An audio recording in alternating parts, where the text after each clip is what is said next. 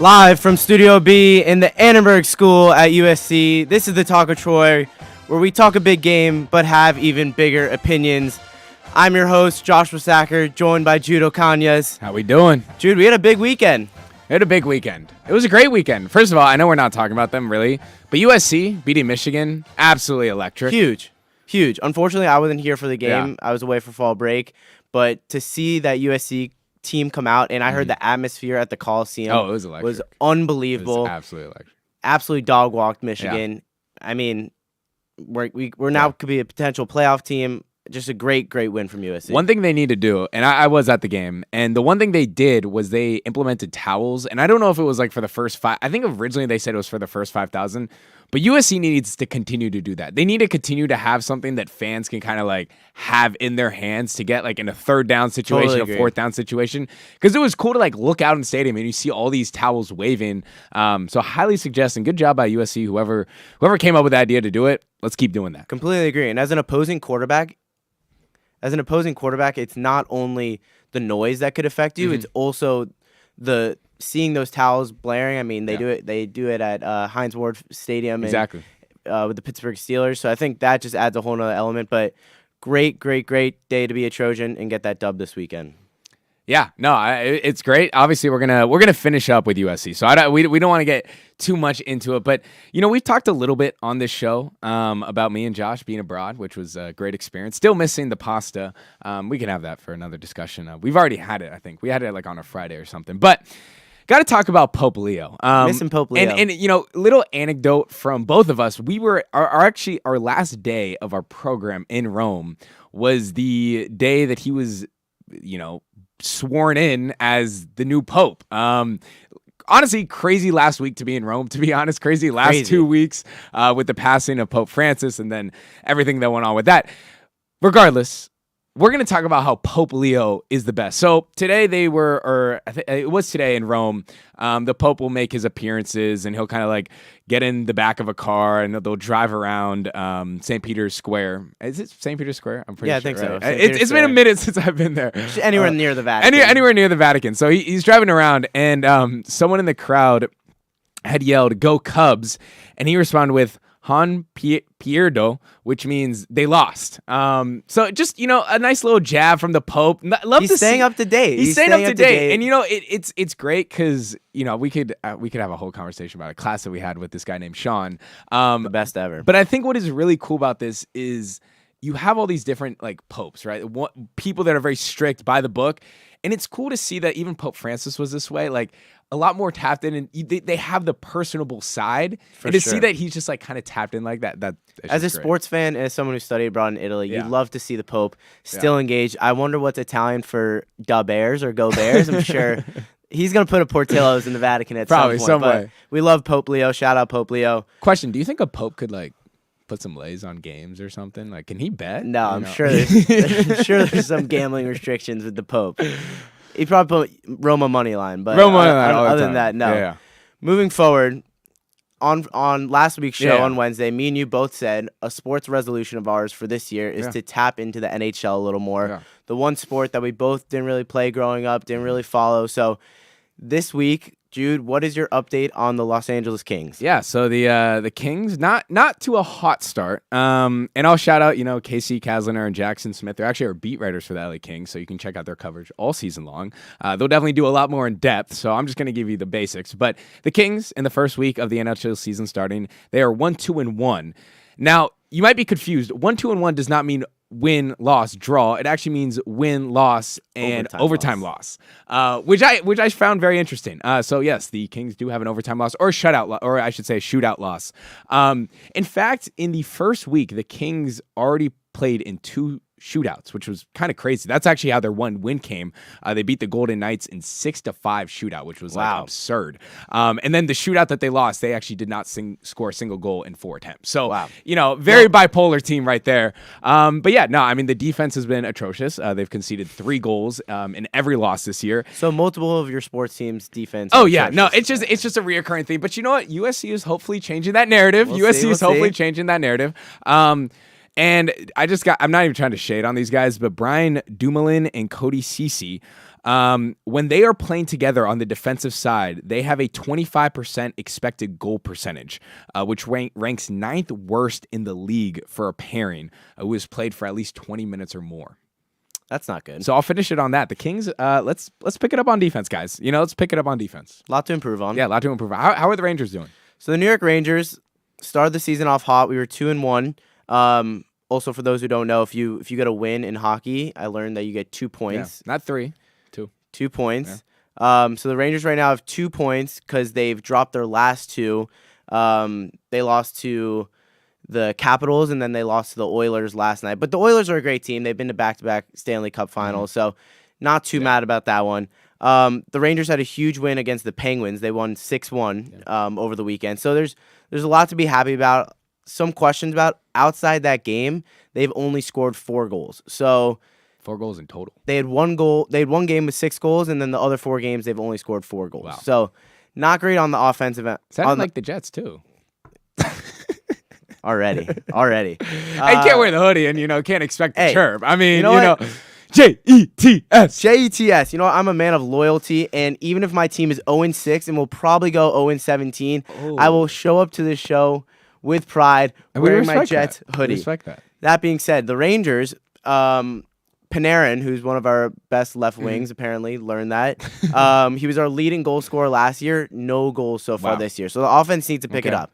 That being said, on defense, Igor Shesterkin, arguably one of the best goalies in the league. He is leading the league with a 0.76 GAA, which means goals against average. So when he's in net, he's been a stud. He's not letting any goals in. I think on the offensive end, if we pick it up, could be a scary team going. Could be.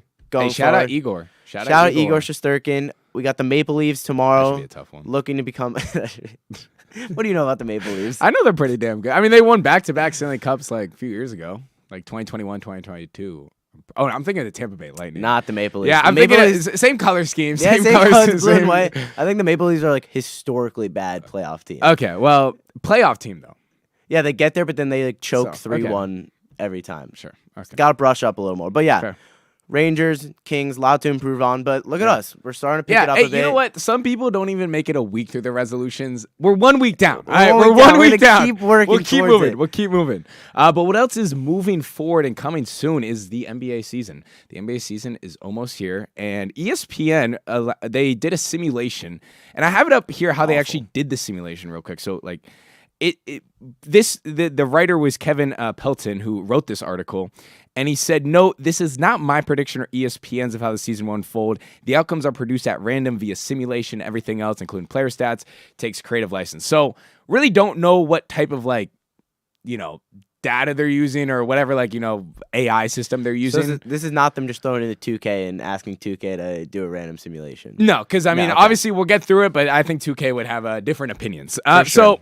We're not going to take you through the whole entire thing. But I'll say this. The 2 top teams that they have coming out of the East and the West, the Magic finished as the number 1 seed, 57-25, and the Warriors finished at 63-19, which is the best record in the NBA according to the simulation. Now, before we go much further, they actually have these 2 teams competing in the NBA Finals, in the Orlando Magic winning in a 7-game series. Orlando Magic. I would love to see it. I would actually love to see it. So kind of rounding it up, the Warriors, OKC, Nuggets, Grizzlies, Clippers, Rockets are the top 6 in the West, and then Magic, Knicks, Hawks, Pacers, Raptors, and Bucks are top 6 in the East. I could go through the whole list, but I want to ask you, Josh, what is wrong with this list? So the first thing I actually do see is the Pacers being the 4 seed, and the Cleveland Cavaliers being the 7 seed. If my memory serves me well, I think Tyrese Halliburton done for the season. Yeah. And the Cavs didn't lose anyone. They picked up Lonzo Ball. They finished, obviously, they didn't go as far as they wanted to in the playoffs, but they finished first in the regular season, are always a good regular season team. Not really sure why the Pacers should be ahead of them. They also don't have Miles Turner either. Lost Miles Turner. I don't really know. Hey, you know what? Maybe obviously it's they have TJ McConnell playoff run. TJ McConnell, Naismith. They obviously have guys, but you don't have your star player. Don't really see the Pacers coming in the top 4. Yeah. Also, if we scroll down to the bottom list, they have the Lakers finishing 13th in the West. Sorry, guys, to chime in really quick, but just a heads up, Seattle cutting into the big lead right now. Really? Back-to-back home runs by Randy Rosarena and Cal Raleigh. Okay, well, shout out producer right there, Christian with the bomb of the century right now. That's like that's basically Chris Paul hitting a 3 down 42. It is. Is it 12? My scoreboard has a 12-4. 12-4. Okay, so 12-4. So a lot of work. Chris Paul hitting a 3, down 42. Yeah, and so the Lakers being 36 and 46. And I'm not even trying to be biased here because I don't think the Lakers are a championship team by any means. They're a playoff team. But they're a playoff team. I mean, they're at least in the play-in, and they should be. I'm going to say play-in. I think top 6. This is a very stacked Western Conference. For sure. One thing that I kind of took away from this simulation is it goes to show, I think, how tough the West is going to be. So I mean, tough. the New Orleans Pelicans, and I'm look, the record's not great, but they have the New Orleans Pelicans at 34 and 48. That is the 14th team in the Western Conference. The 14th team in the Eastern Conference is the Brooklyn Nets with 13 and a 69 record. Yeah, they're going to be abysmal. They're going to be abysmal. The West is tough. Even having the Timberwolves at the 7th seed, like the Timberwolves are they're a great team. Like they have Ant, they have a lot of guys. So I think the West is always going to be packed. Seeing the Warriors at the top, I'm a big Steph lover. I love Steph. Yeah. Are you I love buying though Jimmy. their number 1 seed? I don't think they're going to be the number 1. I think OKC just gets the number 1 seed again. I can see the OKC just rolling the train. The Nuggets are a great team. I think the Warriors definitely finished in that top 6, but who else did they really add? I mean, they got. Kyle just said that he's going to be Steph Curry for Halloween. I would love to see. Actually, Kyle, when we do an episode, I don't know when that Wednesday is. You got to fully dress as Steph Curry, head to toe cosplay. Kyle, I want you head to toe. Maybe find your Splash Brother. Find a Splash ankle Brother. weights and everything. Huh? Ankle weights. Ankle weights and everything. Yeah, there you go. Is that 3-point shot is good though? That's going to be the question that needs to be answered. But let's talk about this Magic team. Because I actually think like when you look at the Eastern Conference, I think this Magic team legitimately could be the number 1 seed. Maybe not 57 and 25, but I think it's a 3-headed race right now. I think it is going to be between the Magic, the Knicks, and the Cavs. To be honest, I think that's the 3-headed race in the Eastern Conference this year. The Hawks could be a little sneaky. Sneaky, sure. But that being said, I think the Magic are a great team. I mean, they have Paolo, they have Franz, yeah. They have a bunch of young guys who I think can contribute. If they can put it all together, then yes, I can see them getting that 1 seed. It's just tough to see a team like the Magic kind of beating teams who are established like the Knicks. Yeah. Well, I mean, they could. And to be fair, in this simulation, they had the Knicks actually getting bounced in the conference finals to the Magic 4-1. Okay. So it's a real possibility. Real quick, for the people that don't, obviously you're a New York fan. You're a New York Knicks fan. How do we feel about Mike Brown this season? See, I was a Tibbs fan. I thought we should have kept Tibbs. I think Mike Brown has been around the league. I think he's experienced. He's just going to bring a new offensive mind in, and he's going to play his bench players. Yeah. That was the issue with Tibbs. Yeah. Didn't go deep in the roster. So I think as a Knicks fan, I wanted them to keep Tibbs. I think it was more of a roster reconstruction than necessarily getting rid of him, who led them to their first Eastern Conference Finals in 25 years, back-to-back 50-win seasons. But, I mean, I guess they thought very similar to the Mark Jackson and Steve Kerr, like those Warriors teams who were good for a while, young talent, and then needing that new coach to come in. Need that final push. And just kind of bring them over the edge. So I'm hopeful. We'll see what happens. But this simulation has the Knicks. If the Knicks end up the 2 seed in the East, I'll be happy. Yeah, I mean, you can't play. But, I mean, at this point with the Knicks, it's like it's like championship or bust. Yes. Like, the roster is there. Jalen Brunson has, paved his way as, a franchise player. Superstar. So Cats. you just got to figure it out. Right, got to figure it out. The postseason, you got to figure out, and hopefully, I mean, you go down to the substitutions. I mean, that's the biggest thing. And it was the same with the Los Angeles Lakers. I mean, JJ Redick was not summing dudes out in the playoffs, but he was also a rookie coach. It's learning experience. I believe in JJ. Yeah. He has a lot of work to do. But to wrap it up, I just look at this Western Conference because. Look, the Lakers, like I said, I just think they're, when you look at the depth of the Lakers, look, LeBron, Luka, AR, it's fun, it's exciting. They're gonna put up probably a lot of points, but defensively, we're worse. And as much as I want to sit here and say Marcus Smart is going to come in here and completely change the Lakers organization, it's not going to happen. It's not going to happen. He's a great player. He's a lot older. He's not the depoy that he once was. He'll provide great minutes. I'm not doubting that. And DeAndre Ayton, I've talked about I even talked about this during the summer, is like DeAndre Ayton, it's a name, but by midseason, Laker fans are going to call for his head. Sure. They will call for his head. He is a decent player. He'll probably put up some, decent numbers, but he just doesn't have that physicality. It's more about him being a great defending big, because that's what they lacked last year. They 100%. didn't really have that big, and Gobert had a huge series against them. So I think if Aiden can get rebounds and play defense, they need that more than anything. Because Luka and LeBron will score the ball. They'll score Marcus the ball. Smart will be a perimeter defender. So we'll see if Aiden. I think he's the big question mark that could push the Lakers. Last thing, also, the Spurs being 11. Spurs and Mavs. Mavs. Yeah, I know Kyrie's gonna be out for a while, but they picked up D'Lo, just a serviceable back. Cooper Flag. I mean, Flag's gonna be great. AD looks awesome. They still have Clay who's a shooter. Yeah. I'd be shocked if they finished 12th in the West. And this might be a hot take. I think the Spurs can finish top 4. I mean, they have the roster to do it, but then they also just have Victor Wembanyama. All in on Wemby. I mean, I was watching preseason highlights versus the Pacers. He grew. How did he grow? And that's not fair. There's more mass on him now. Like, he's not the skinny guy that was coming to the league from France. Like, he's now eating McDonald's cheeseburgers, right? He's not eating that nice thing over there in France. He's not just eating the baguettes. Put a little weight on. Yeah, put a little weight. And I'm like, you watch this guy and you're just like, legitimately, like, how do you stop him? Like, I don't even know how you stop him. And then he's pulling up from the parking lot shooting threes. Like, what are we doing? Unbelievable. What are we doing? Unbelievable. Transitioning really quickly to the other basketball league, the WNBA, could be in shambles right now. Apparently, so shout out to the Las Vegas Aces. They defeated the Phoenix Mercury 4-0 in the WNBA Finals to claim their 3rd championship in the last 4 years. Asia Wilson, incredible player, got the Finals MVP. But during the Finals MVP ceremony, when she got the award, WNBA Commissioner Kathy Engelbert got booed by fans. And she's Roger Goodell treatment.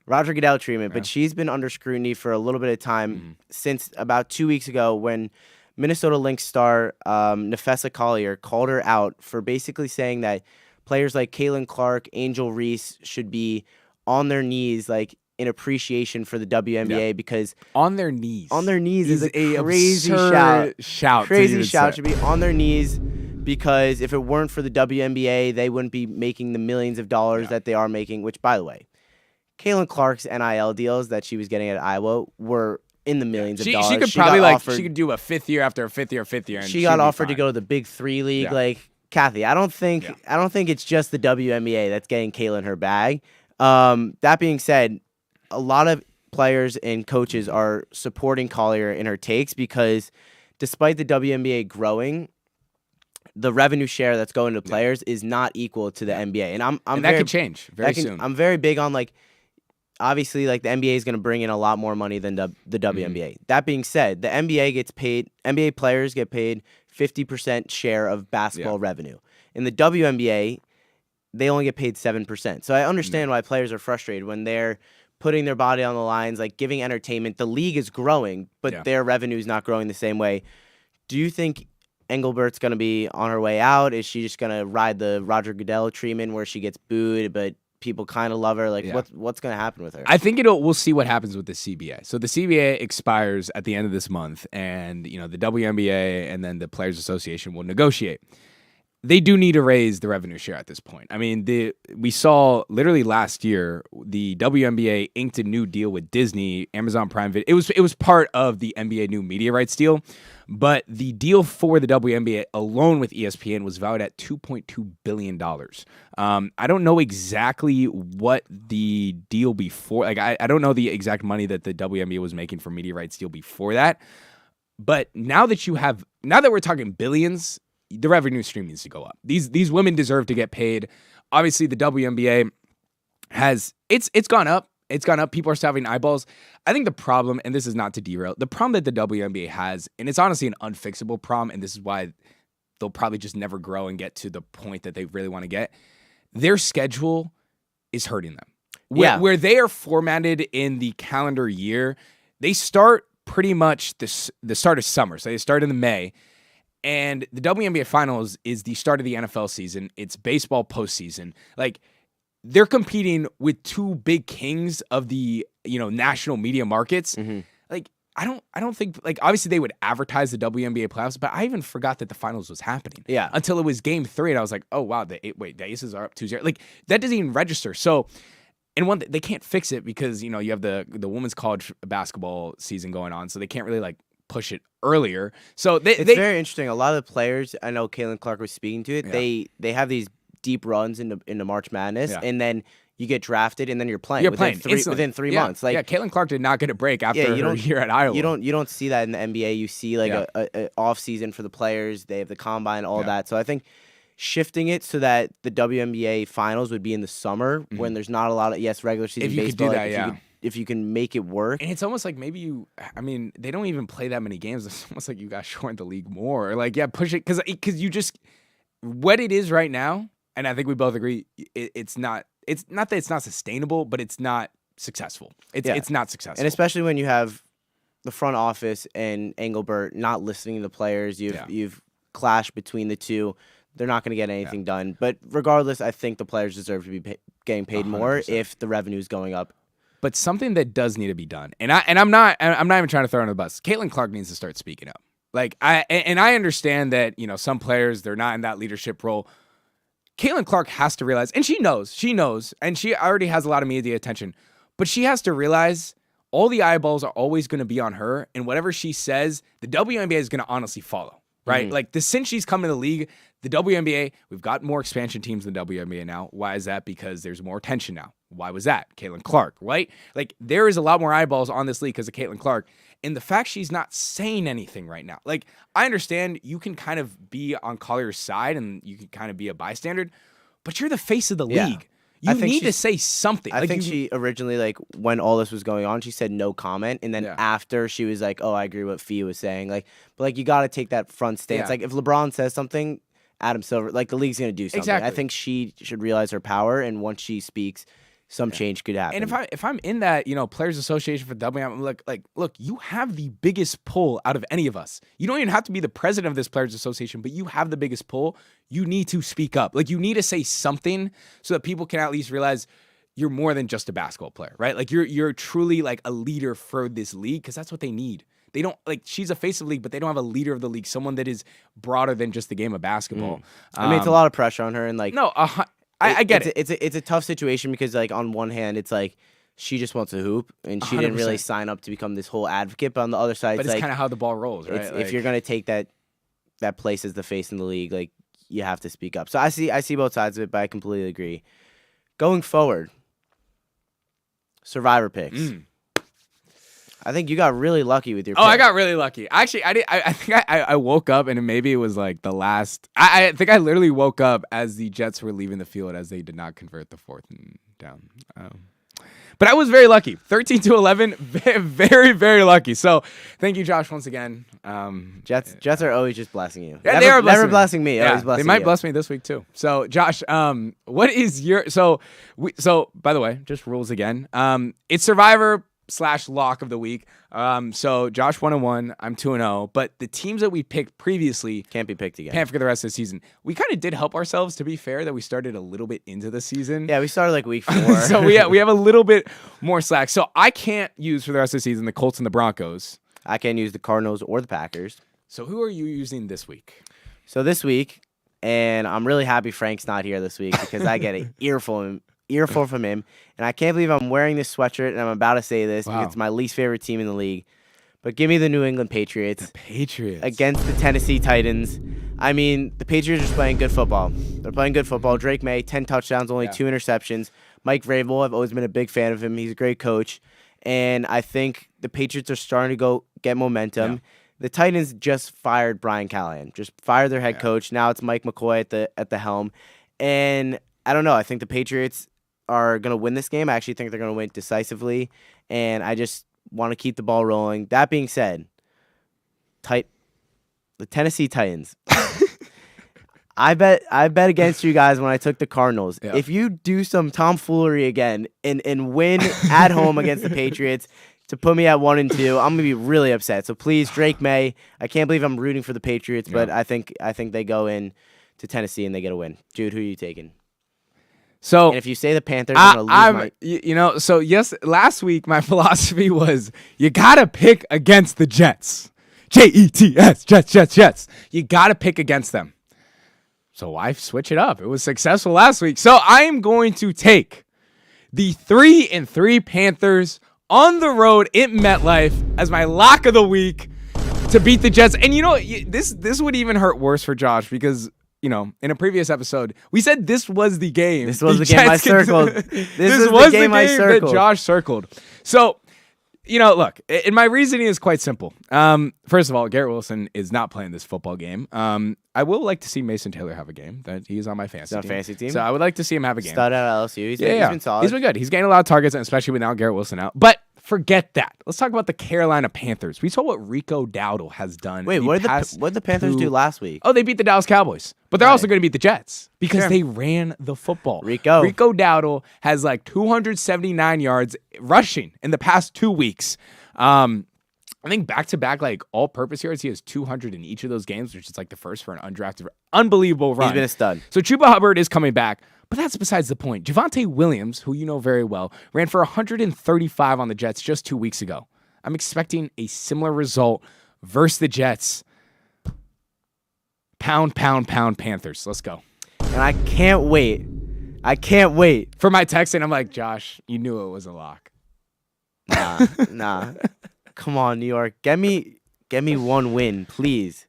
Not only for the fan base, so that we can go to 2-1 Yeah, each. we could be tied. But like, what's the wager on this for the year? Like, we have a we'll think about it. We'll think. We'll get back to you guys. Yeah, next week we'll have the wager. But wrapping it up, while we stay in the realm of the gridiron, we got 4 minutes left, so we might as well talk about the age-old rivalry between USC and Notre Dame happening this weekend, 4:30 p.m. We started the show talking about USC. USC's 5-1. They're 20th in the AP poll. Notre Dame is 13, which is a little absurd, but that's for a different conversation. But this could be it, Josh. This could be it. This could be the final game between these two teams, at least at their 2 home sites. So sad. The contract for USC and Notre Dame is over after this year. Now, both coaches, Lincoln Riley and Marcus Freeman, and the programs have said they want to continue this. But words are just words.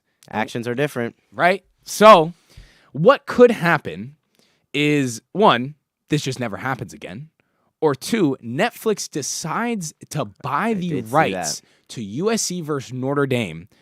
And if they were to buy the rights, they would move the game every year to a neutral site. So it wouldn't be played at the Coliseum, wouldn't be played in South Bend.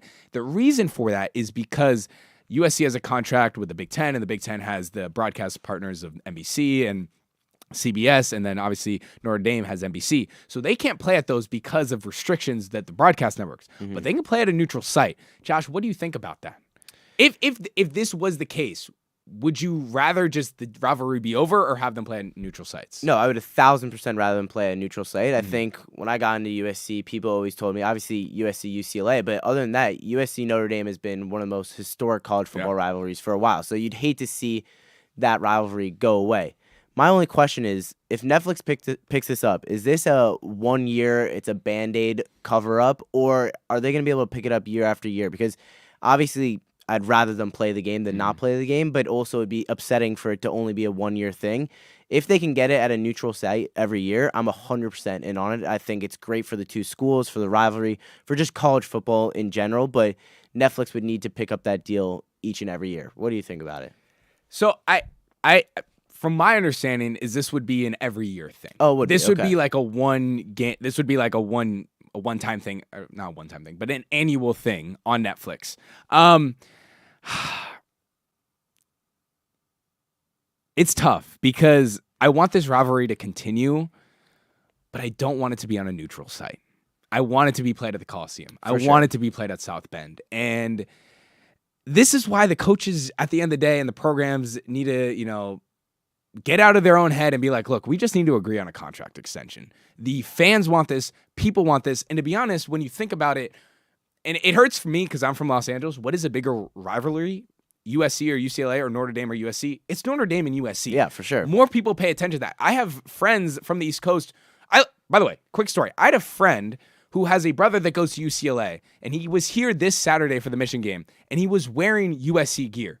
That's disgusting. Like that should not. Terrible. That should not be allowed. But that's the fact. Like they're from the East Coast. They don't like. They're like, oh, USC versus UCLA. Who really cares? So Notre Dame versus USC is a lot bigger of a rivalry. So I'm calling for action. Lincoln Riley, Marcus Freeman, get this thing sorted out. We need some more Bush pushes. We need more Bush pushes. It was actually the 20th anniversary. I saw that. Yeah, it was 20th anniversary. Matt Leiter. Shout out Matt Leiter. Before we go, with the 30 seconds that we have. No.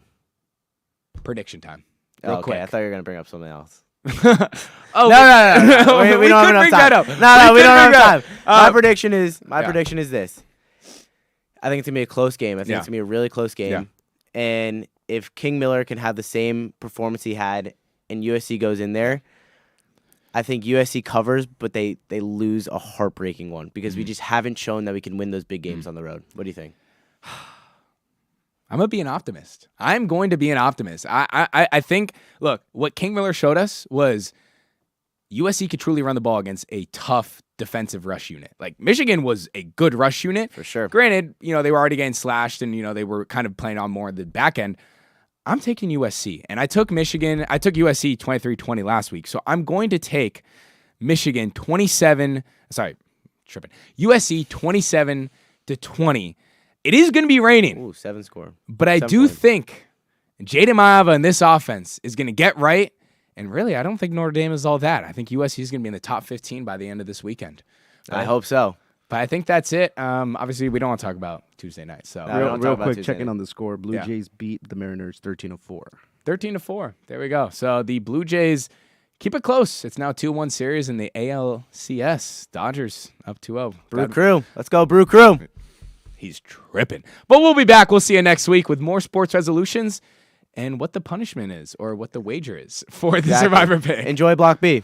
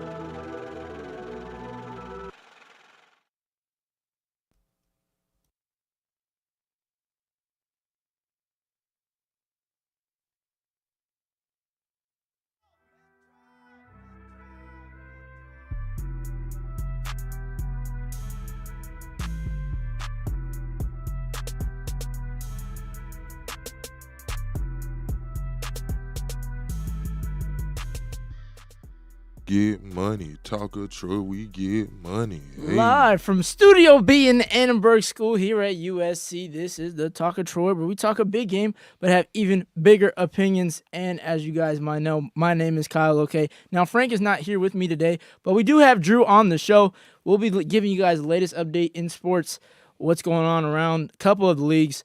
I know Jude and Josh mentioned this last block. What's been going on within the NBA? It's preseason right now. You know my Lakers are playing, so we definitely got to talk about that. They're playing the Mavericks. Gabe Vincent is going off, by the way. So if you haven't been watching that game, you should definitely go check it out after the Talk of Troy, of course. But one thing I do want to talk about first, Drew, is the NBA will be back on NBC. And I know a lot of people have been wanting this to happen over these last couple of years, that nostalgic feel to the NBA where Michael Jordan was on the Bulls. Everyone, had that famous intro. And I think a lot of people are going to be happy that this is, finally happening for the NBA, since last year there was a bunch of controversy about how the NBA is losing its audience and the ratings are declining, which, now we also did see that NBA will be on Prime Video as well. We saw NFL do it last year on Thursday Night Football. Now the NBA will be on Prime, which this is going to be very interesting to see. I don't know what to expect with this. I definitely think it might increase the ratings because a lot of people are moving away from cable television. But what are your thoughts on this? I love it. It's going to bring back that excitement because you know why? You going to have grandma, granddaddy, old uncle, they back watching now. They get to really see what's going on around the league. You're segregating, kind of fragmenting sports when you have it on all these apps. And I'm going to even say it for me. I'm not the most tech-savvy guy. It's really upsetting me I got to have 4-5 different subscriptions to watch a game a day, really. And then, because sports is so regional, right? Yeah. Depending on where I'm at, I want to watch the Titans. Yeah. I got my dogs playing for the Titans, but if I got YouTube TV, but guess what? It's not showing on there. You got to have NFL package. Yeah, you got to have a certain subscription. So I think for the NBA, this is really, really good because it'll bring back some of that fandom that's been missing, I think, from an older generation. Yeah, I think for sure, because a lot of people missed the days where, the NBA was on NBC. Obviously, it's been on ESPN, been on ABC. But NBC was like prime Jordan era that everyone was talking about in the 90s, a little bit through the 2000s with Kobe and Shaq era. But now that it's going back, we know that the NFL is on NBC every Sunday night. But to see the NBA, I'm curious because they did announce that Michael Jordan was also going to be back on the air on NBC since he's so notable for that. As a commentator? I think I don't know if he's a commentator yet, but I know he's going to be a part of it. Okay. I don't think he'll be a commentator, maybe. I don't know. Don't quote me on that. But he will be a part of the NBA on NBC show. They've announced some of the commentators for this upcoming season. It'll be Noah Eagle, also Jamal Crawford, Grant Hill, Reggie Miller, some of those guys. So, really guys that can analyze the game since they played. Yeah. And it brings a well-rounded approach to the game as well with Jamal Crawford, having those guys as well. So I think it's really going to be able to add that new school, old school flavor that we kind of been looking for in sports. Yeah, most definitely. So I want to get to what's going on in baseball, baby. Yes, sir. We see the Dodgers fighting hard. Yeah. All I'm going to say, I remember at the beginning of the season, some people was, I don't know. Yeah. Mookie Betts, I don't know. I don't know is he old? Is he worth it? What's going on? And they showing you what's going on. They are. Talk to me. I want you to tell me the details on how they do it. They definitely are. Like you mentioned, Mookie Betts, a lot of people were saying, this is one of the worst seasons that he has had as a playing for the Dodgers throughout his career. But, just in this series alone, they got past the Phillies. That was really a tough series to watch. But they were able to pull it off. They won that game 1. And obviously last year, the Dodgers won the World Series, but in the NLDS, they played the Padres, they won Game 1. They played the Mets in the NLCS, and they won Game 1. And they won Game 1 of the World Series. So history always repeats itself. So I think for this year especially, they won Game 1 against the Phillies. They won Game 1 against the Brewers. In Game 1, Blake Snell, this dude was lights out. It was honestly insane to watch. Now, I've been talking about this guy around campus, literally off camera, but he has just been exciting and phenomenal to watch. And I knew as soon as the Dodgers signed him in the offseason, I had a feeling they'd be right back in the place where they left off from last year. I mean, in this first game, this dude pitched 8 innings. He had 1 hit and 10 strikeouts, and it kind of, it started to slip away from them a little bit in the 9th inning, but they were able to come out with that win. I think they won 2-1. Blake Trinan. He should have finished that game. He definitely should have. He definitely should have finished that game. I mean, when you got a guy like that that's pitching 10, has 10 strikeouts, literally pitching an ace, literally one of the most exciting games to watch and exciting pitchers to watch in the game right now. I'm letting him go the whole 9 innings because the last 6 outs are the hardest outs to get in baseball, and that's something that you really have to plan for if you're a manager, because that's what's going to determine if you win the game or not, or the series, especially when it comes to the postseason. Roki Sasaki did his thing, and then Blake Trinan came in, closed it out. But as far as even game 2, Yamamoto literally pitched all 9 innings. I mean, this dude literally carried the Dodgers for the second game, and they even put up more runs. It wasn't as close. I think they won 5-1 in that second game against the Brewers. And both of these games, by the way, were literally on the road. So it's not like the Dodgers had home field advantage. They don't get home field advantage until game 3. But Yamamoto literally pitched all of game 2, had pitched 9 innings, 7 strikeouts, allowed only 3 hits. I mean, another great pitcher for the Dodgers. And they've only used 2 of their pitchers. So the other 2 that everyone's obviously talking about, which is the Dodgers' 4 starting pitchers, is Glasnow and Ohtani, which we'll see in game 3 and game 4. But everyone's always saying, oh, the Dodgers' bullpen is weak. Well, you'll never know that if you never get to them. And so far, I haven't seen the Brewers get to the Dodgers' bullpen in the first 2 games. And typically, when you go up 2-0 in a series, exactly, you heard it. You popping it over here. Oh, 100%. You 100%. Bro, you really can't be touched right now with this baseball, bro. No. Like, I'm taking it all in. 100%, because when you go up 2-0 in a series, it's wraps after that. You win the series. Chances are your opponent wins game 3, you win game 4, they win game 5, you win in 6. But typically you win before game 6. So the Dodgers will be in the World Series this year. I had the Mariners and the Dodgers 3 weeks ago. That's what it's going to be, 2025 World Series. And I'm calling it right now, the Dodgers are going to win in 6 games. So we'll see if my prediction is right. But now, since we know it's Wednesday night, tomorrow is Thursday, and we know what happens on Thursday night. That's right, NFL.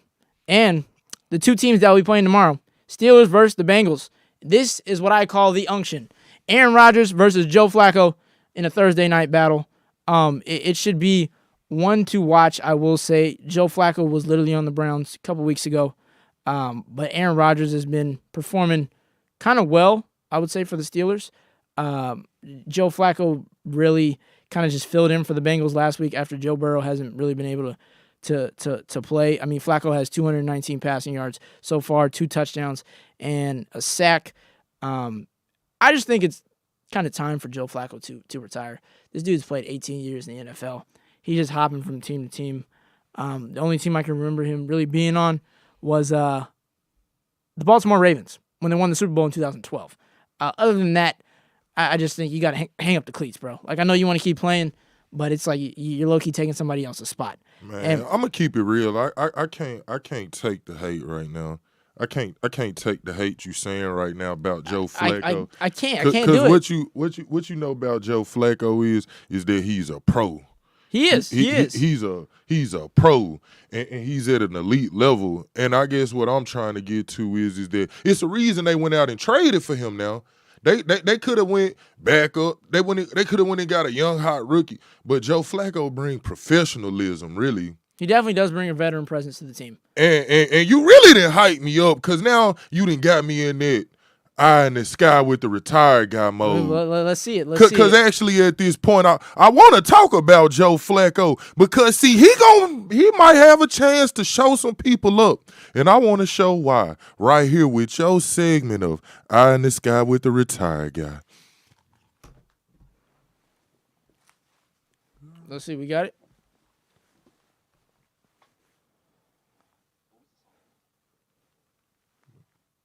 What's up? Just trying to get a bit on TV. What song? Sorry, guys. Sorry, ladies and gentlemen. We're having technical difficulties. This is a new studio here in USC. All of the lights. So just give us 1 second. We'll have a show for you in a minute. I can guarantee you that. But just stand by. You might want to get some popcorn, because this is gonna be fun. It's gonna be interesting. So just sit back, relax, and enjoy the show.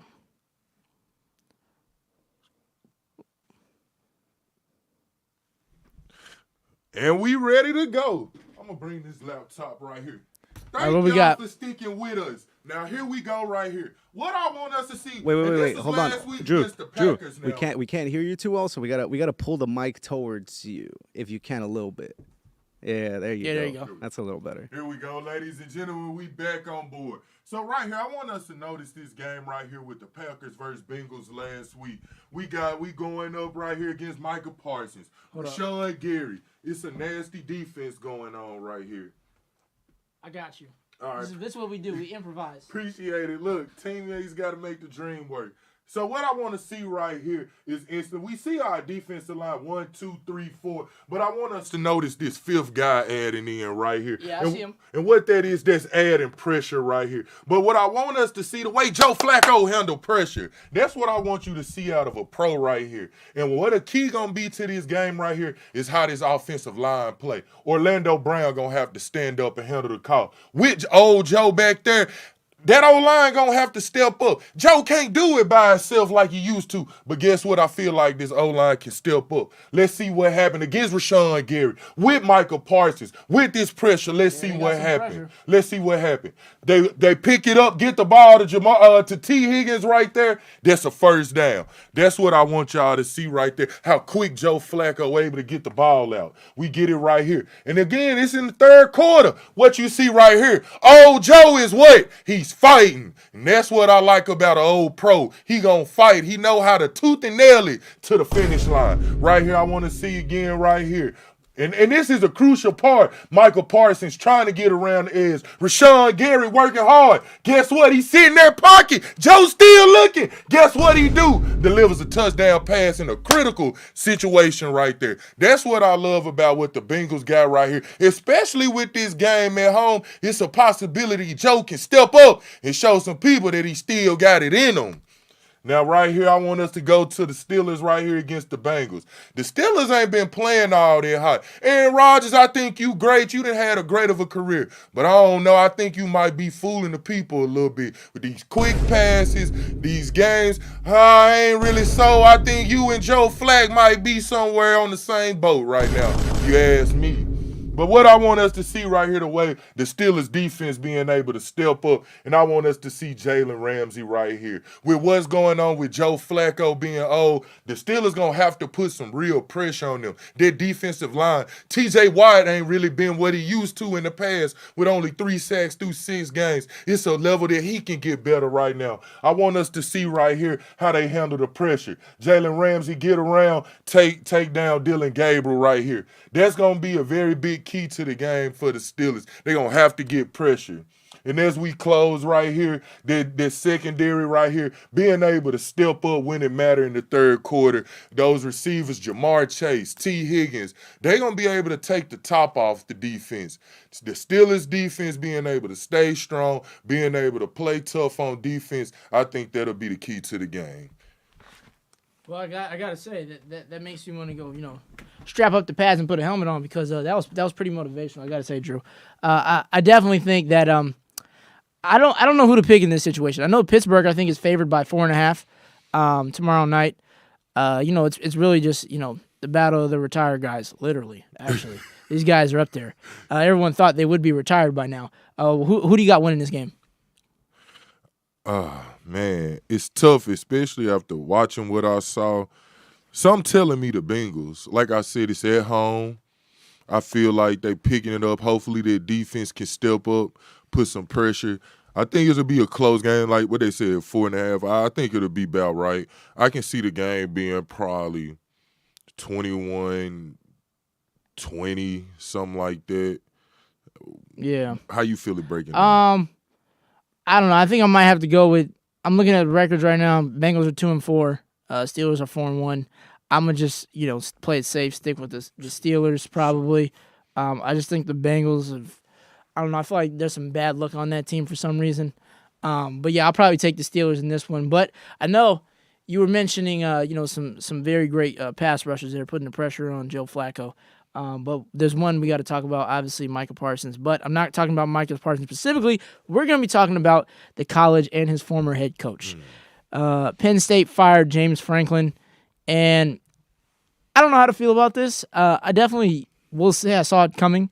When you lose to Northwestern and you lose to UCLA and then you lose to Oregon 3 games in a row, it's just a series of unfortunate events. You have Drew Aller, who has a season-ending injury. It just didn't look pretty for him. I mean, he's been the coach there for the last 12 seasons. Been coaching, Micah Parsons, Saquon Barkley, Abdul Carter, some of the, top guys who have just been phenomenal in the game of football.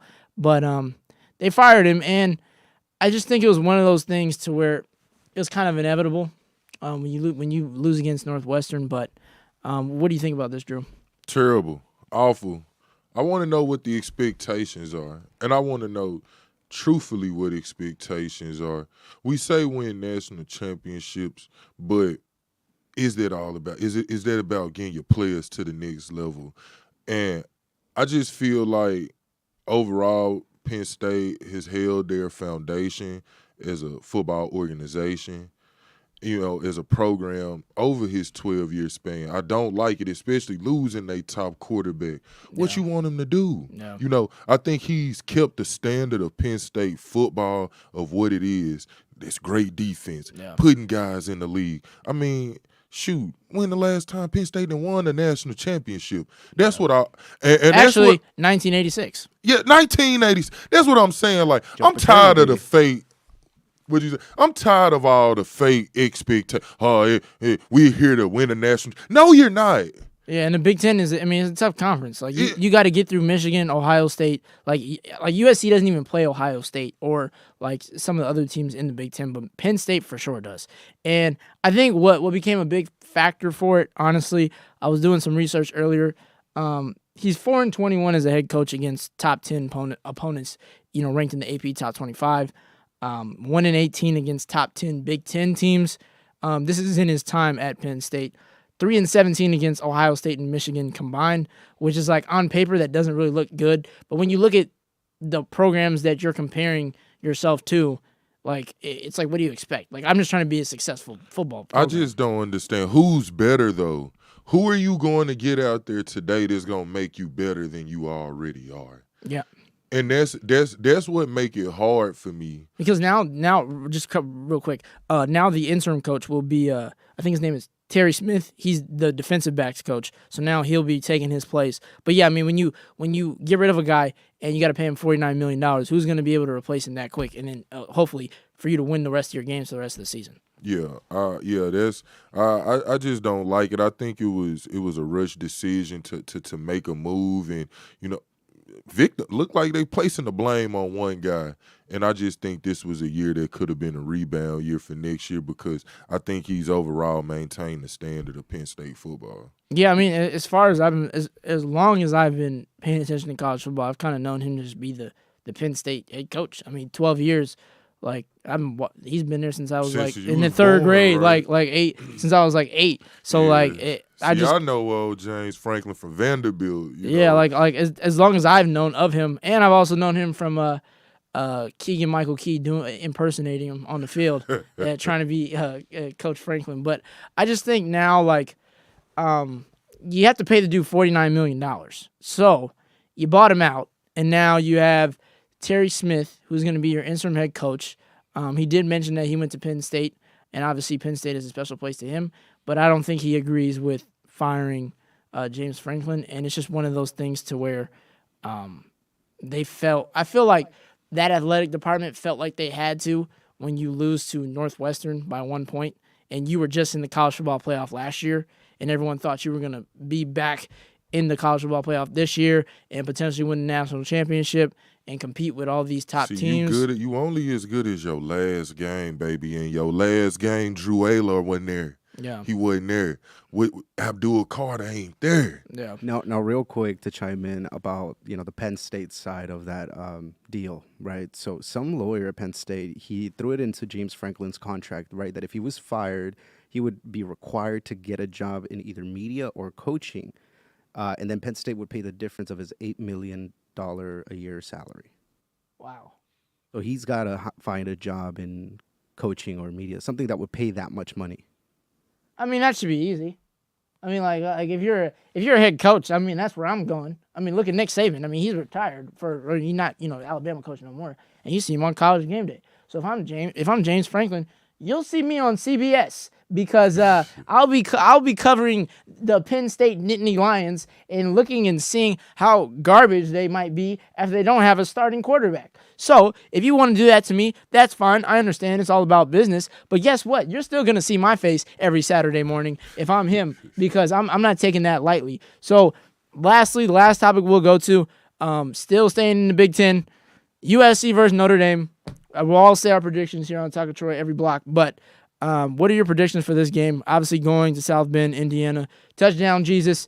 It might be raining in Chicago, or it might be raining over there. Chicago, or not in Chicago. South Indiana. No, not Chicago. South Sorry, Bend, sorry, boy. Indiana. I think Illinois. What are your thoughts for this game? I feel like the Trojans gonna pull it out, 24-21. I like their defense. I don't trust Notre Dame right now. I don't feel like they really maintaining a standard of what they really been used to. And I feel like USC can do it. I really like the way that offense step up. Makai Lemon, boy, ain't he nice. Ooh, that boy nice. He's tough. Especially when they put him in the slot, nobody can't really mess with him. So I feel like this can be the year that USC really They begin to lead themselves in the pack. You know what I'm saying? Separate themselves from teams of the past who's been underachievers. I feel like this game right here in South Bend, they can flip that new leaf. Yeah, they definitely can. I mean, obviously coming off of that win from last week against Michigan, I think they go into this game. I think they win the game. I'm thinking.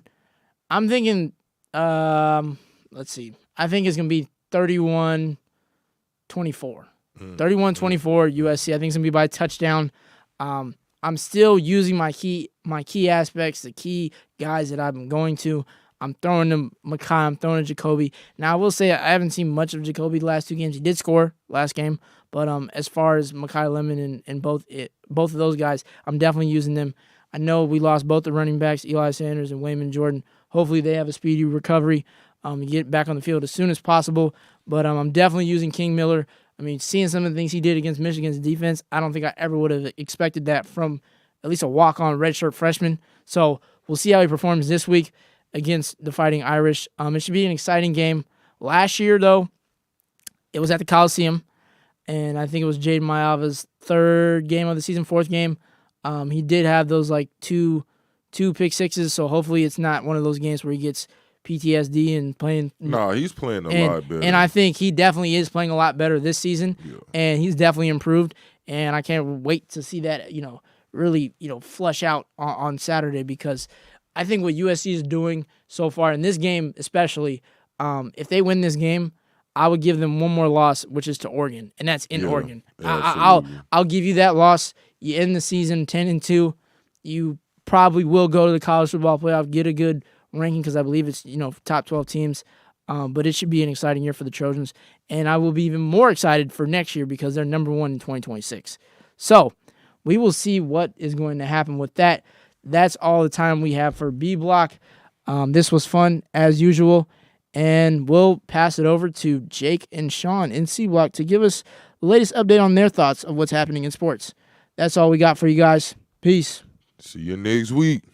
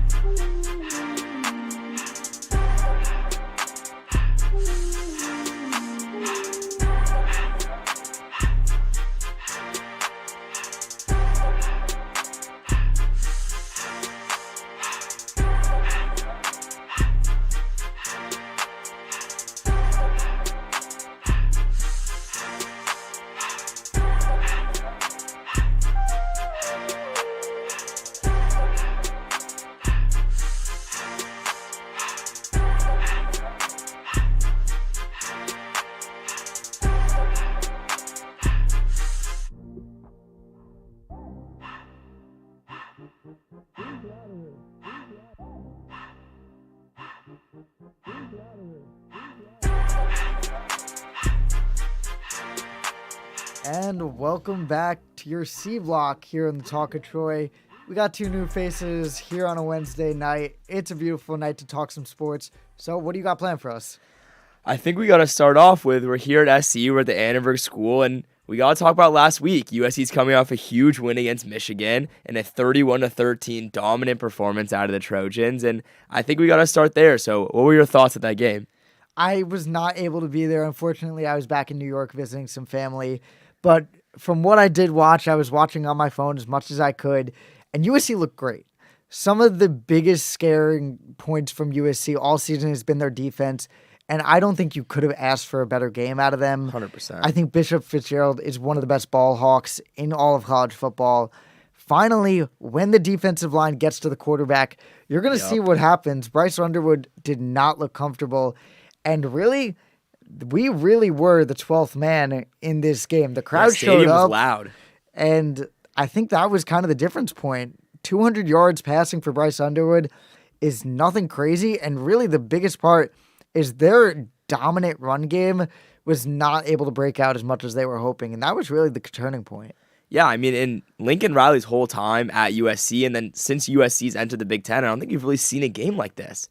They're the first time where they actually come out and win the trenches, offensively and defensively. The Michigan defense was held to 0 sacks. Jada Mayava was comfortable in the pocket the whole day.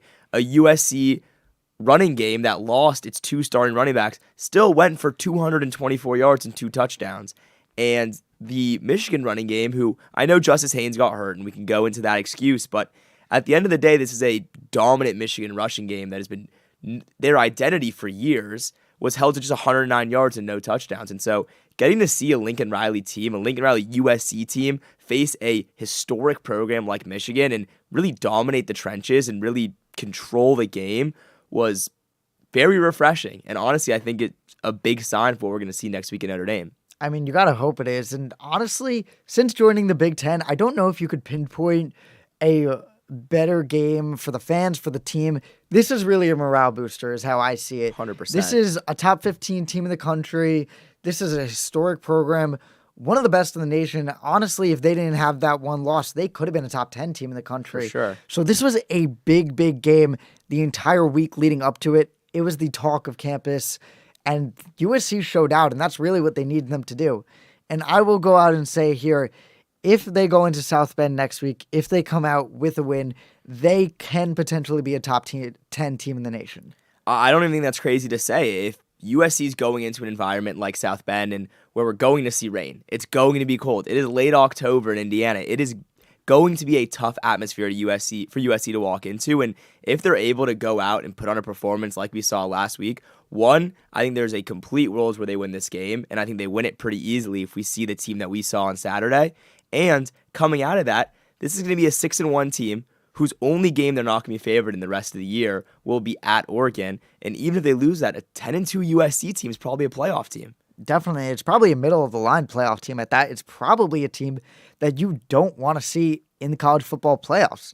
They say defense wins championships, and although that's not the bright spot for the USC Trojans, on Saturday it really was. And this is an offense that can tear you apart on the ground or especially in the passing attack.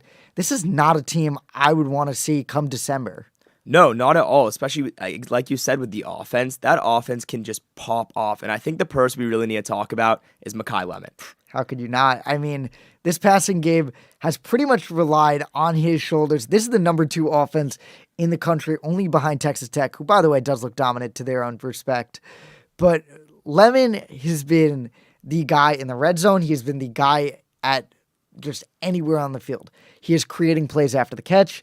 He is probably the yards after catch like king in the college football. Seriously. And he has made some ridiculous catches from a guy who is not known for his hands, but maybe should be getting a little bit more respect. Yeah, I mean, when we're seeing a 5'11 Makai Lemon running a fade route in the end zone and just going up and mossing Michigan defenders, you have to give him the attention he needs. I mean, 44 receptions, 682 yards, and 6 touchdowns on the year. He's second in all college football in both receptions and yards and first in Power 4.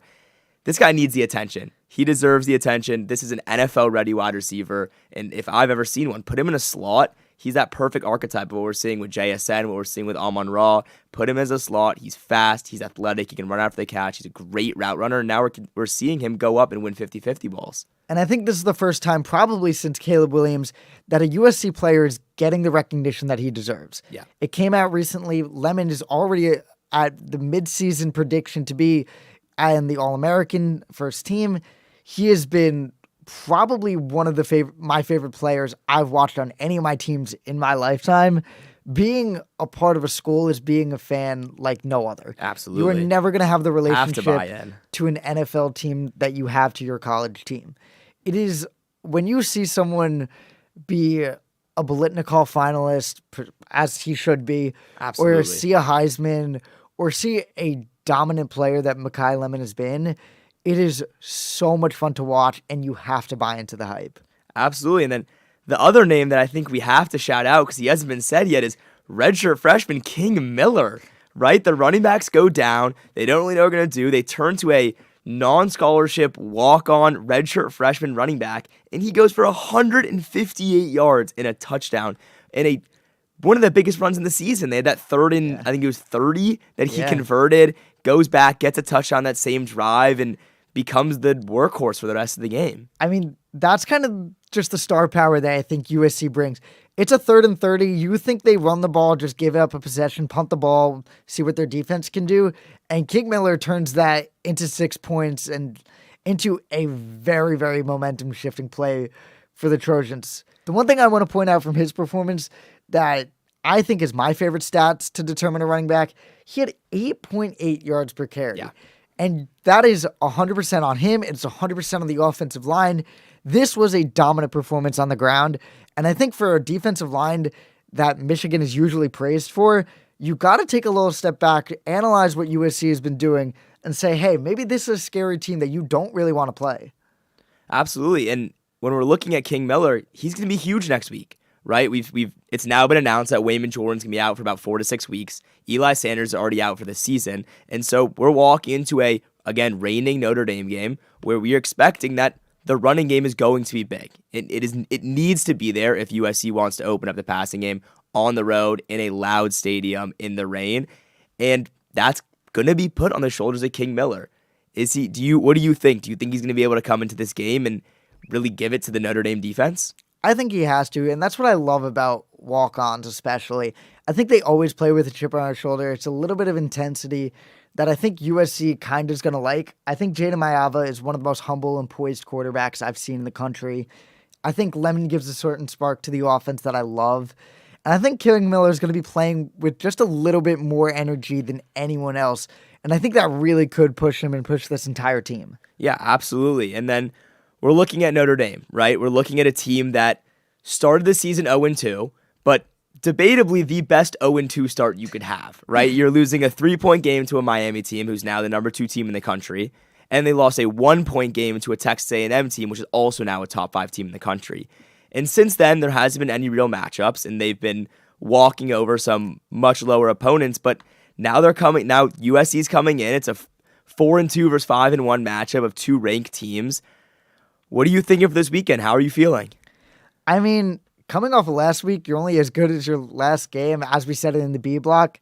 You really got to feel a little bit good about your chances. Maybe not confident. This is the number 13 team in the country, so you really cannot underestimate them. And although they are favored in this matchup, I don't think there can be a true favorite. I think this is especially in a rivalry game. Absolutely. It's one of the most historic. And I think this is going to come down to the turnover battle. I think Jada Mayava has been awesome all year. He won his first 4 games without a turnover. He had 1 pick versus Illinois. He had a fumble last week. And I think the USC Trojans have had a lot of struggles holding onto the ball. A lot of fumbles. I think Wayman Jordan's had a few. Luke McRae had one earlier in Michigan. I think giving up those possessions is not something you're going to be able to do and come out with a win. I think this is a raining atmosphere. The ball is going to be slippery, and you have to prioritize holding on to the ball. Yeah, and I think going off that turnovers, that's what we saw happen in that loss to Illinois, right? The reason that we really look back and how did they lose this game, why did they lose this game, is because of the turnovers, the costly fumbles, the late interception, and it's going to be huge for the ball security and the ball control. But what I'm really looking at is how is this USC defense going to be able to hold up to a Notre Dame rushing attack that has been dominant to start the year? I mean, Jeremiah Love is debatably the best running back in all of college football and is a projected top 15 pick next year. And they have Jadarian Price, who also has 422 yards and 7 touchdowns. So they have 2 rushers of over 400 yards and 7 touchdowns in their roster. In the rain, again, facing a USC defense that came off a good week, but we've seen over the last couple of years has not been able to really stop the run or win the trenches. And so I think what this game is really going to come down to is, can USC contain that run game? Can USC stop Notre Dame from just running the ball down their throats and winning the time battle, which I'm sure they are going to be trying to do? Notre Dame's going to want to control the ball, run down the field, short passes, keep CJ Carr smart and not making mistakes. And if they do that, they're going to win this game, right? USC's the offensive team. They're going to have to use offensive firepower. So it's going to be interesting to see if they can stop that rushing attack. Absolutely. And I think you mentioned so much about what USC has to do, and I love that you're doing it. But I want to narrow down a little bit about what we're talking about. Give me 3 keys. Any 3 keys saying if USC does these 3 things, 1, 2, and 3, if they're successful, then they should come out of this game with a win. I think the 3 things are, 1, can they have a rushing attack? Can King Miller find a way to get above that 5 yards per carry mark, and he can really get that consistent first down run, second down run that is going to get them yards and really push Notre Dame back? So that's my 1. Number 2 is a turnover battle. Can USC win the turnover battle? And I think that's a must. I think if USC loses the turnover battle, this game is over. And then the 3rd key to this game is the USC defensive line. Can they push back into the Notre Dame offensive backfield and stop Jeremiah Love from, getting those 4 or 5 yards untouched? And then with CJ Carr, can they make him uncomfortable when he is throwing the ball? Can they make him move out of the pocket? Can they put him under pressure? Because CJ Carr is a freshman quarterback, right? This is his first year starting. He's not, in the same way we saw with Bryce Underwood, if he's under pressure, if there's constant pressure in his face, they're forcing him to roll out, he's going to struggle. He's going to make mistakes. He's going to miss throws. But if Notre Dame if that offensive line can give him a clear pocket and let him sit there and read the defense and make the easy throws, it's going to be a really easy game for CJ Carr, and he's going to be able to pick apart the USC defense.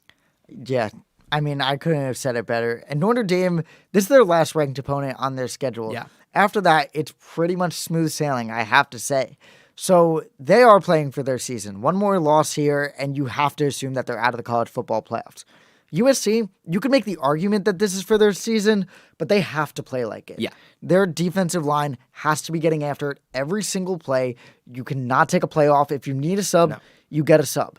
I think a guy with fresh legs is going to be better in a situation than even your star player who's played every single down for the past 3 drives. Got to be fresh. You have to get to the quarterback or get in the backfield. And that doesn't mean get a sack. That means get pressures. No, yeah. I think Abdul Carter, now moving into the NFL for a minute, I think he's been one of the most underrated pass rushers in the entire league. Not because he has any sacks. He actually has under 1. He has really not many tackles for loss because he only has quite a few. But he is probably the 3rd, I believe, or 3rd or 4th most pressures in the entire league. Getting the quarterback uncomfortable, making him scramble out, not only does that make him force throws that he's not comfortable making, but it also sets up the ability for your teammates to make a play. That could lead to sacks. That could lead to interceptions. And that led to Bishop Fitzgerald getting 2 last week. Yeah. Yeah, it's really going to be about that pressure and their ability to make CJ Carr just uncomfortable. Don't let CJ Carr be comfortable. Don't let him sit there and make the throws that he can make if he's given the opportunity. But I think that USC defensive line is going to be one of the huge keys to winning this game. Absolutely. I think we said about all there is to say about that game. It's going to be a great one. I know I'm going to be watching every single snap. I'm sure absolutely. Every single student in USC is going to be watching the game. But I do want to say this game can predict a lot. This week can change so much in college football. There just dropped, I think a few days ago, the new updated AP Top 25. And I must say, it's a little bit questionable and a little bit crazy. What are your thoughts on it?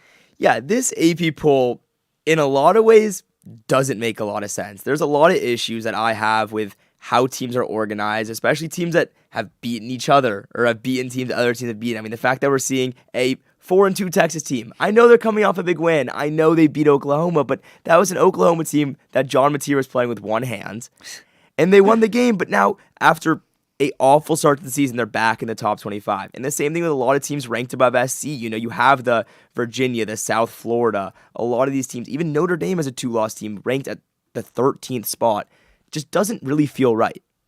I mean, I completely agree. And I think going back to your Texas point, I understand ranking them. I really do. And if you're however many people getting in a room, taking your top 25 teams, I think having the second best defense in the country has to get you some points on that. So I really do understand ranking them. I do not understand ranking them at 21. No. I think if you're going to rank them, you squeak them in, take Nebraska out of there, because it's a win over the number 6 team in the country is a very, very high quality win. But if we're going off of that, then maybe you rank UCLA at that point. Yeah. It's really hard to say that they should be the number 21 team in the country. And the big thing I want to point out is you have to stop underrating Texas Tech. In my mind, they're the number 5 team in the country. I think you move them to number 5. Ole Miss can be number 6. Alabama can be number 7. Fine. But Texas Tech is undefeated. They have quality wins.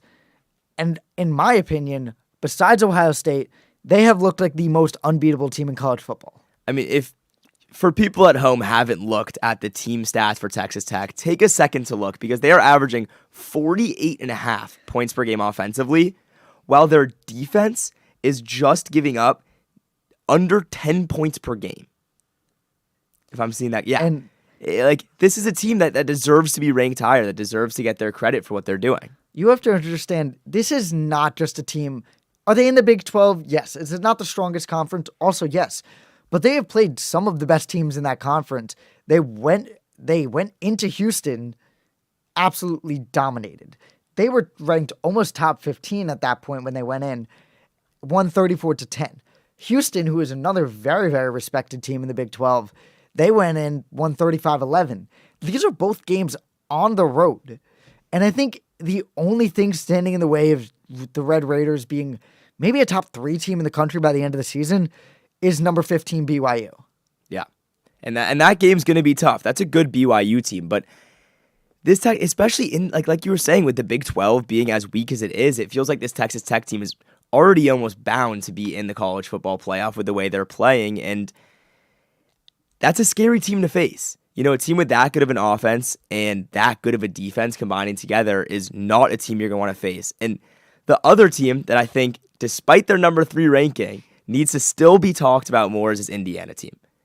Because what they are doing, what Curt Cignetti is doing with this roster, with the 72nd best roster in college football, is unbelievable. He is just taking them to a whole nother level. And I thought after last year, and I'm admitting my fault here. After last year, I thought, wow, Indiana had a great year. Now they're going to come back to the Indiana that we know and love. They're going to come back to the team that Big Ten just beats up on. And he is proving us wrong. I mean, a 53-point win against Illinois. And they just went into Autzen, one of the hardest atmospheres to play in all of college football, and had a very comfortable win against Oregon. What do you think about this Indiana team? Do you think they're for real? Do you think this is a national championship contender? I mean, how could you not at this point? They are absolutely electric. I think Curt Cignetti is one of the coaches that you want to play for. Yeah. Maybe he doesn't have the best roster, but the players want to play for him. This is not just, oh, hey, we're the number 1 team in the country. We can do whatever we want. This is, hey, we're the number 3 team in the country. We earned the right to be here, and we're coming for that number 1 spot. Now, I do want to ask you this because I saw some buzz on social media, especially with the job opening up at Penn State, especially with all these jobs that are going to open up. Do you think Curt Cignetti looks for another job? Honestly, I don't. And I don't know if that's coming from that's really what I think, or that's what I hope is going to happen, because I think this is a great place for him, and the fans love him. The team has come around him, and he's really built them up to such a great team. They built him up to the number 3 team in the country, but I don't think he has to. You know, a lot of these coaches that go to smaller teams and build them up, and they get great, but they can never get over the hump, and that's why they leave to go to this giant program. But he's taken Indiana over that hump. there's no more hump to get over. This team is as good as any team in the country. They're ranked at number 3 spot for a reason, and they're going to keep contending.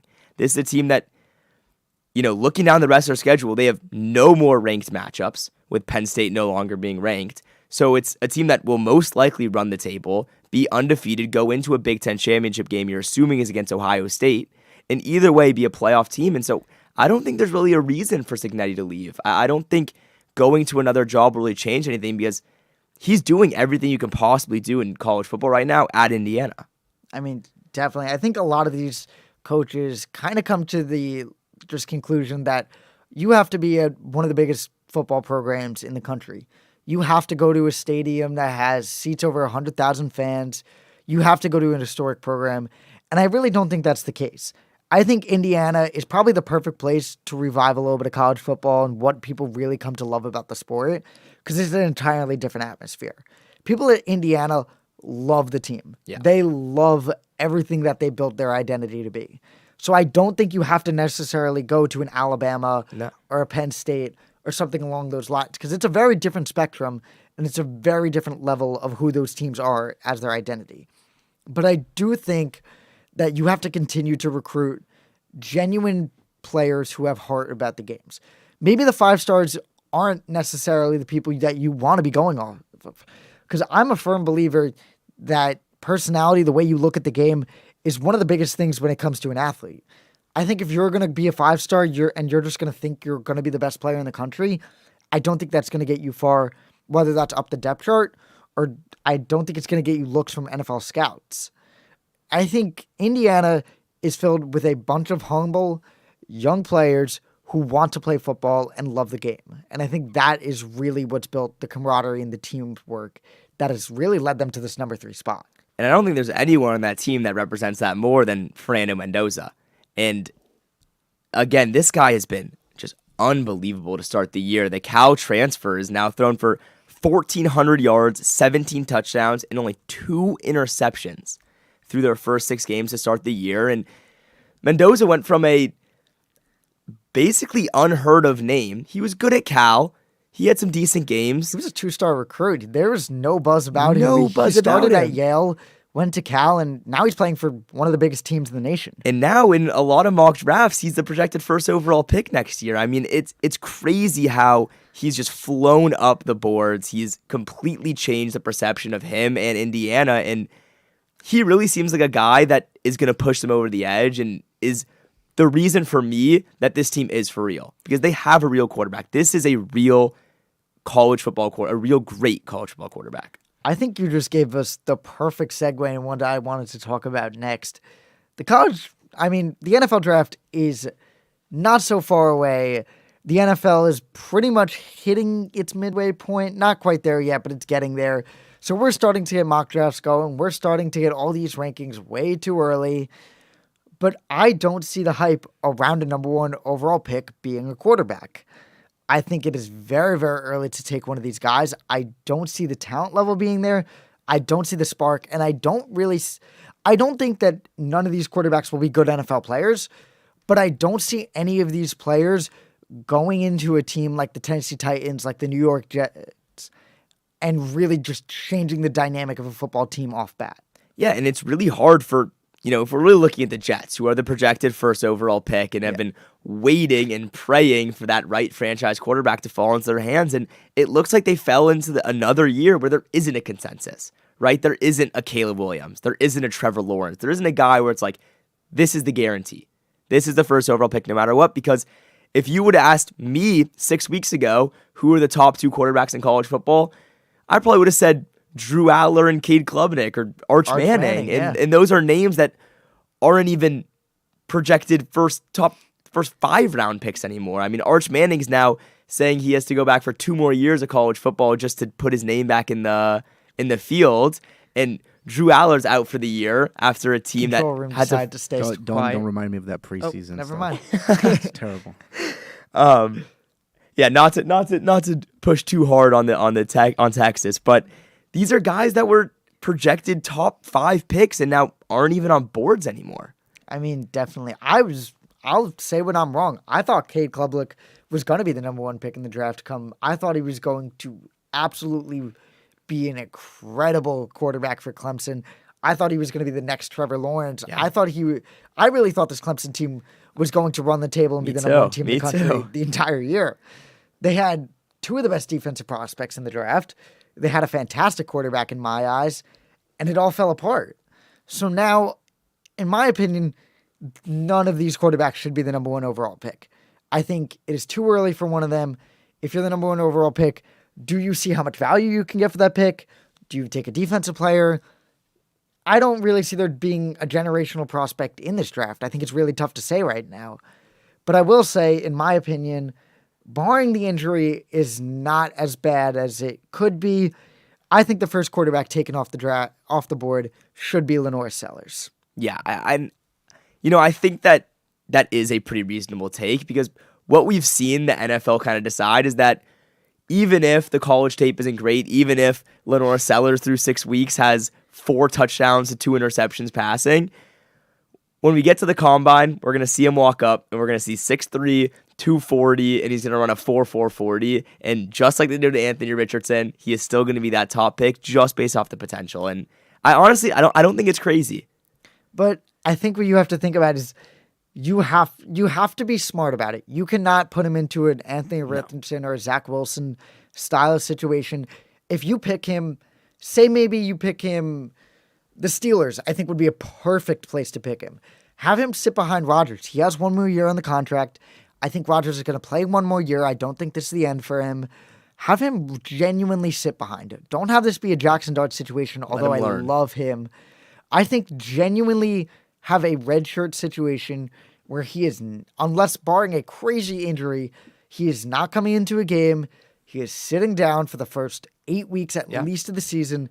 Have him learn how to be an NFL quarterback and have him learn how to use that athleticism. Give him the Mahomes treatment. Absolutely. That's what we saw Mahomes, and now he's the best quarterback in football. Like, let him sit, let him learn. And especially if you're saying a place like the Steelers or anywhere else that has a quarterback like that, there's not many people you can learn better from than Aaron Rodgers. Definitely. Right? So getting to put him in that situation. But unfortunately for Sellers, if he's going that first overall pick, he's walking into a starting job day one. He's going to walk into a pretty rough offense in general, and a pretty rough Jets team. So, which I think is, honestly, I think you have to find a coach for you, because I want you to look at this Jets roster on paper.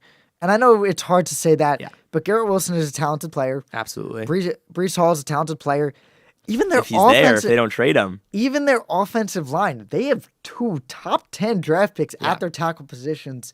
They have a very, very talented guard. This is not a bad O-line by any means. And Justin Fields is not the quarterback. He's not the guy. Yes. No, he is not. If you look at his statistics, he has not been playing horrible football. I don't think he has an interception at all this year. So I don't understand. I don't think they are a good team. I don't think this is anywhere close to being the year for them. But I don't understand how they are the worst team in football. Yeah, I see what you're saying. I mean, I think the stats kind of lie with Justin Fields. I mean, when you watch the games, he can't throw. No. He can't make plays. There's nothing going on there. Is he going to break off a run?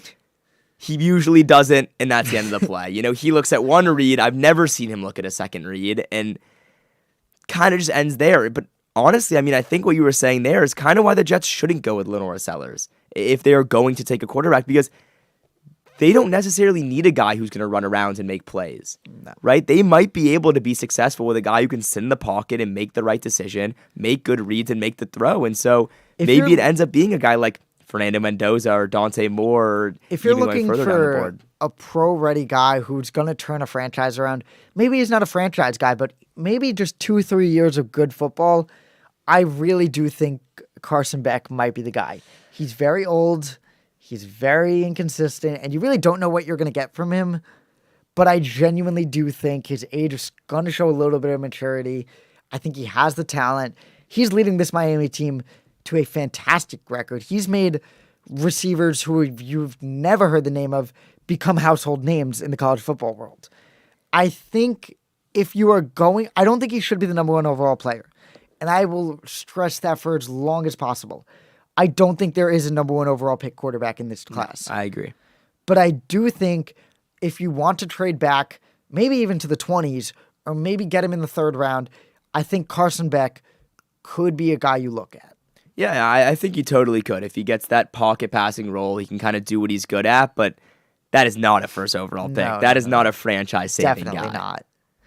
And I think if you're looking at a first overall pick, I don't think there's a generational guy.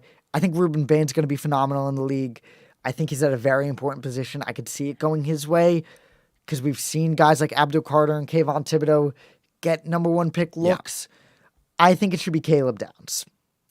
I mean, it's hard to argue with a guy who's a 2-time All-American and has been just absolutely dominant. So I think Caleb Downs is a good pick. Well, I guess as the NFL season continues and college football is getting a lot more exciting on Saturday. For the Talk of Troy, I've been Jake Mano. And I've been Shaun Spall. And what a Wednesday it was, and we'll see you on Friday.